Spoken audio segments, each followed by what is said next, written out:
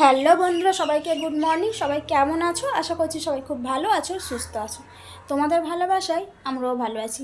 তুমি আমি লাইফস্টাইলের ছোট্ট একটা মিনি ব্লগে তোমাদের সবাইকে অনেক অনেক স্বাগত, অনেক ভালোবাসা।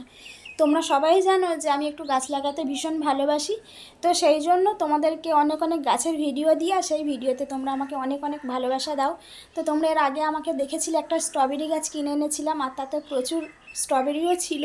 তো এই স্ট্রবেরিটা এখন কেমন আছে, কি অবস্থায় আছে, সেটাই তোমাদেরকে আজকে শেয়ার করব। চলো দেখতে থাকো আজকের ছোট্ট মিনি ব্লগটা। আশা করছি তোমাদের অনেকটাই ভালো লাগবে।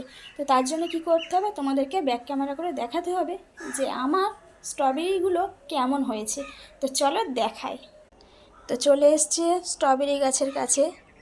তো প্রথমেই দেখিয়ে দিলাম, ভাবলাম একটু দেরি করে দেখাবো, বাট আর পারলাম না, দেখিয়ে দিলাম। দেখতে পাচ্ছ স্ট্রবেরিটা কত সুন্দর লাল হয়েছে।